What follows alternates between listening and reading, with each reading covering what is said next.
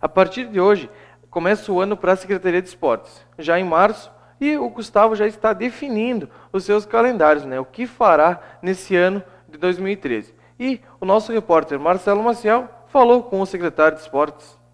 Bem, amigos do Esporte na TV, estamos aqui hoje na Secretaria de Esportes, Secretaria Municipal da Juventude, Esporte e Lazer, com o secretário Gustavo Esperotto, que vai falar um pouco sobre o futuro do esporte amador em Bento Gonçalves.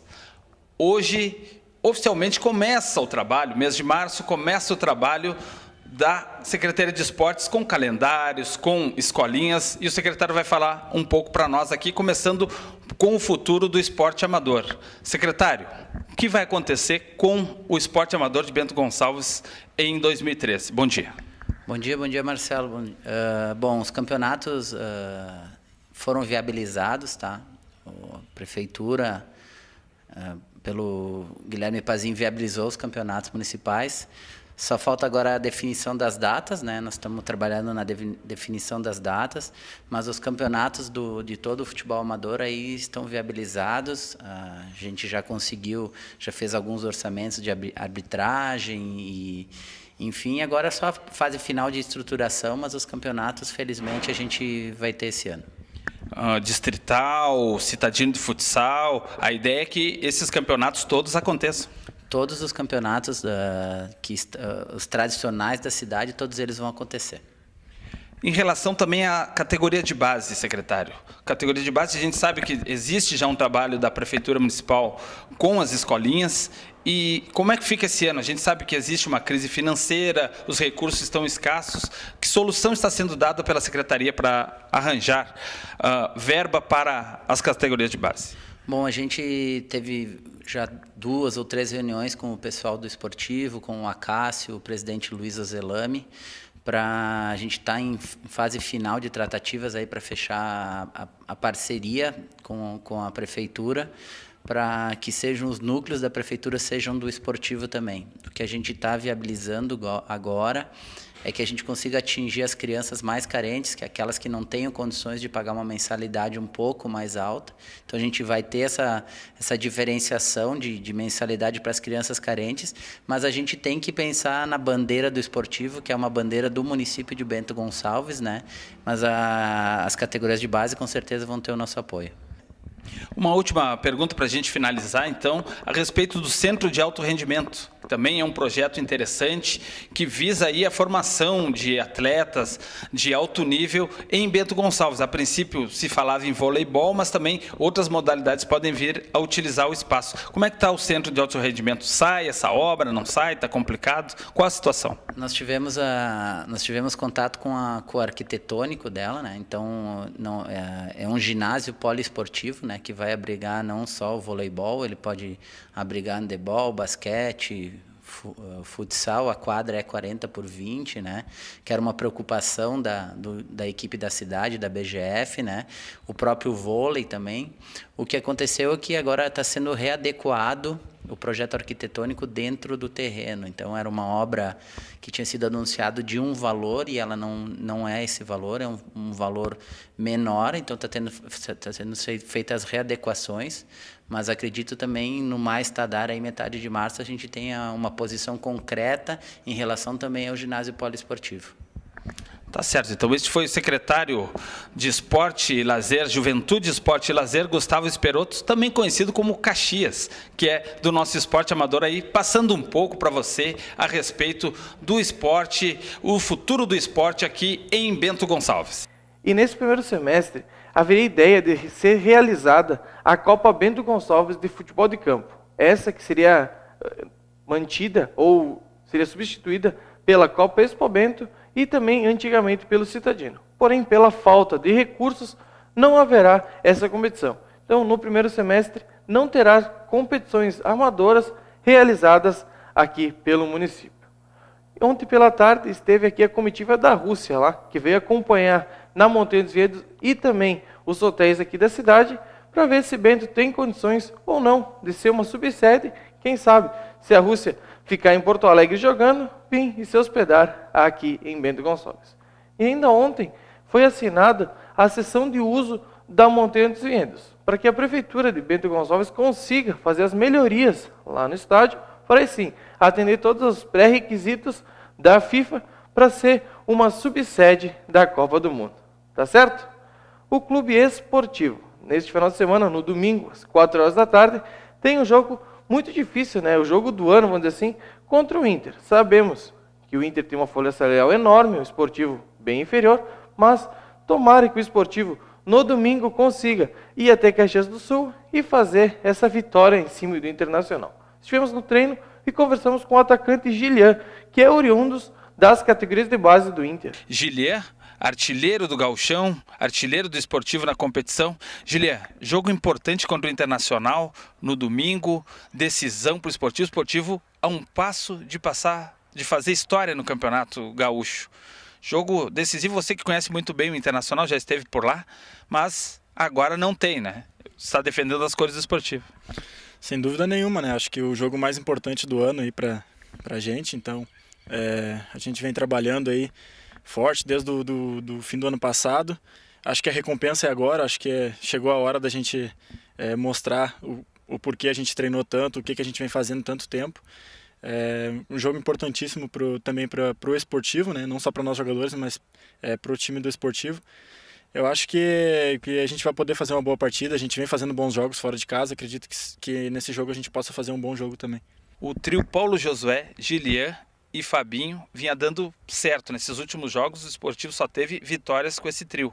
Agora, para o jogo crucial contra o Internacional, não vai haver a participação do Paulo Josué e também do Fabinho, porque questões contratuais e também o Paulo Josué é suspenso.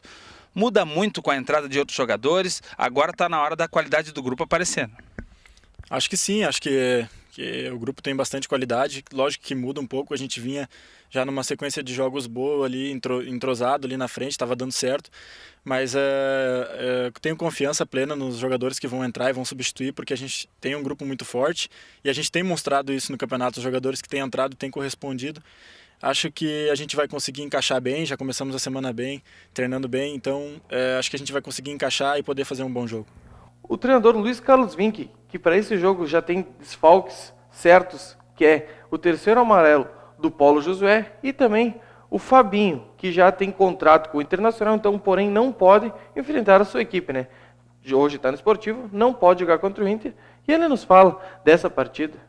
E aqui com a gente o técnico Luiz Carlos Vinck para falar um pouco sobre esse jogão de bola que vai ser no domingo às 16 horas no Estádio Centenário em Caxias.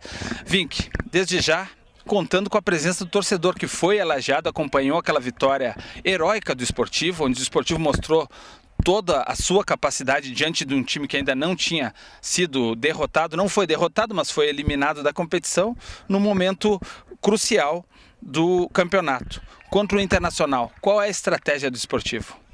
O Inter é o favorito, né? 100% pela grandeza do clube. Mas nós temos que entender que é um jogo só. Então existe uma possibilidade de surpreendê-los e nós vamos trabalhar para isso. Eu acho que o Esportivo está fazendo uma bela campanha, né, nesse campeonato, está chegando numa semifinal. Nesses moldes de campeonato nunca havia chego, né, no quadrangular.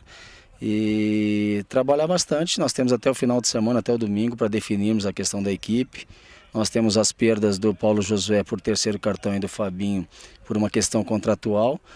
E vamos procurar encaixar bem a equipe para esse jogo.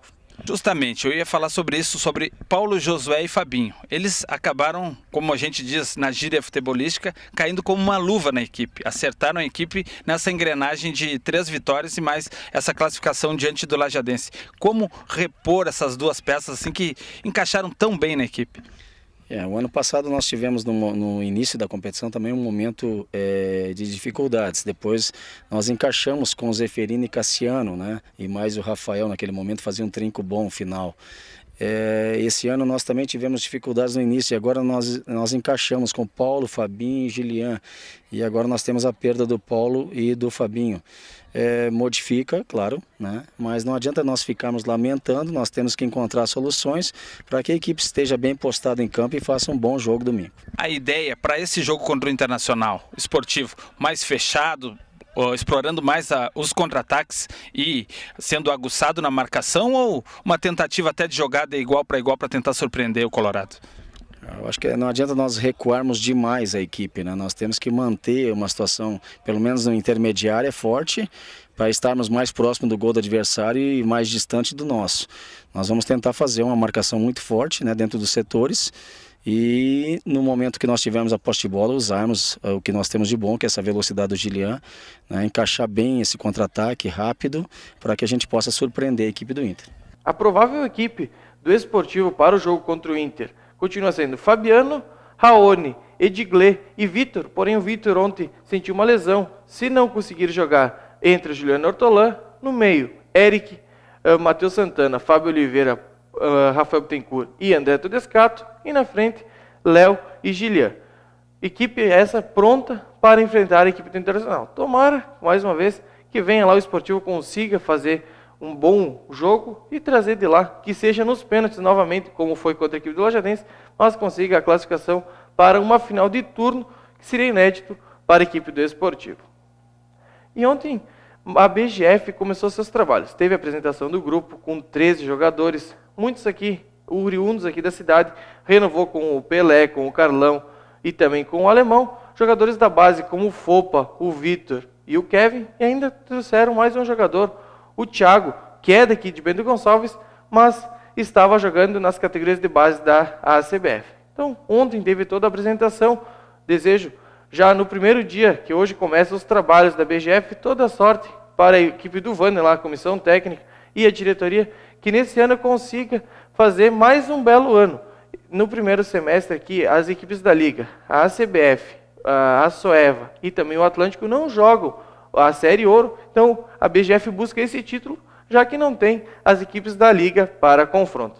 Estivemos lá e conversamos com o treinador Vander, que mais um ano estará à frente do comando da equipe. Aqui conosco o técnico do BGF, Vander Flores, para falar um pouquinho dessa temporada 2013, onde novamente o BGF briga com força na Série Ouro e também a disputa da Liga Sul. Vander, expectativa por mais uma temporada aqui no BGF? Verdade, né? A expectativa é a melhor possível, não pode ser diferente, né? Depois desses 3 anos que a gente vem em frente ao BGF e fazendo diferente, né? O que eu digo de diferente é chegando entre os melhores do estado, para nós é super importante. Mas a gente sabe que esse legado deixado dos anos anteriores só nos traz 2 coisas, né? Primeiro, a expectativa que ela causa em cima dessa nova equipe e a responsabilidade de trabalhar novamente. Então, não fugimos disso em momento algum. No primeiro momento, vamos conhecer o grupo, porque são vários jogadores diferentes, né? Vamos fazer com que eles se encaixem dentro do trabalho, que esse trabalho nos levou a ficar em 3º lugar nesses anos anteriores, né? E acima de qualquer coisa, a expectativa ela se torna, né, acima de qualquer padrão. Então, enfim, vamos trabalhar para que a gente seja feliz, que nem foi nos anos anteriores. E esse ano, além do 3º lugar, existe a possibilidade da busca de um título, que o BGF ainda não tem, mas com essa nova fórmula da Série Ouro, permite até levantar um troféu, de repente. Não pode ser diferente. Eu conversei com o meu grupo agora, já falei para eles que as condições reais é esse ano, né? Porque quando se trata de um investimento diferenciado, como é Carlos Barbosa, Venâncio Aires e Atlântico, né, o título fica, tá no pensamento, mas são condições que não são reais, né? Porque a gente sabe que a dificuldade que é. Mas sim, essas equipes no primeiro momento, o pensamento tem que ser esse, né? E a busca pela excelência do trabalho em busca do título vai ser essa. Então a gente vai buscar esse título com muito trabalho, né? Sabemos da dificuldade, mas lá no final, quando se conquista alguma coisa, né, a dificuldade, então a gente fica mais feliz ainda. E a disputa da Liga Sul? Foi disputada em 2011 pelo BGF, retorna agora com uma equipe nova, mas já com uma experiência de ter disputado essa competição. Esses meninos que vieram também, eles são jogados, né? Então a gente sabe da Liga Sul, está esperando por parte da federação uma confirmação de local e data, né? Para que a gente coloque dentro do planejamento de 2013, né? Mas eu acredito que é mais para frente. Então o momento agora é focar na preparação física, porque para fazer o trabalho de quadra precisa estar muito bem preparado fisicamente, né? Então vamos em 2 2 e 3 turnos esse final de semana, enfim, até a semana que vem que já começa os trabalhos com bola. Depois, dia 16, amistoso, dia 22 e 23, aquele torneio lá em Lagoa Vermelha. E a gente espera estar com o grupo muito bem, né? Para o dia 6, frente ao nosso torcedor, para que a gente comece novamente uma nova caminhada, né? Com resultado positivo, que mais para frente é super importante. Obrigado, Marcelo Maciel, pelas suas reportagens. A Copa Libertadores do Nordeste. Aqui em Bento Gonçalves haverá apenas um representante, Malharia Universal. O Juventus, que foi o campeão da Copa Expo Bento do ano passado, que teria direito de disputar esse ano a competição, não foi inscrito a tempo, não se entenderam a equipe do Juventus e também a Secretaria de Esportes em termos de inscrições, de viagens. Então, a equipe do Juventus ficará fora da Libertadores do Nordeste. Bento Gonçalves terá o representante Malharia Universal, que mais um ano vai para o seu 3º ano nessa competição. E ainda o Rosário de Pinto Bandeira, nosso vizinho, a cidade recém-feita a sua posse, também jogará essa Copa Libertadores pelo seu 2º ano. Jogou em 92, foi campeão e agora retoma suas atividades na Copa Libertadores do Nordeste. E ainda, em Pinto Bandeira, no domingo, haverá a final do torneio Della Pinta. E a TV Cidade vai estar presente, acompanhando, que haverá muitas equipes aqui de Bento Gonçalves e de toda a região jogando esse torneio Della Pinta, que já se tornou uma tradição na cidade de Pinto Bandeira. Tá certo? Quem quiser acompanhar notícias e vídeos do nosso programa, é só acessar o nosso site, que é www.atvc.com.br, clica em Programas e Esporte na TV, todas as notícias e vídeos lá para vocês. Tá certo? Eu volto aqui na segunda-feira repercutindo este final de semana e tomara que eu venha com uma boa notícia, que o Esportivo consiga a vitória em cima do Internacional e, consequentemente, a vaga na final do 1º turno do Gauchão. Bom final de semana a todos e até segunda.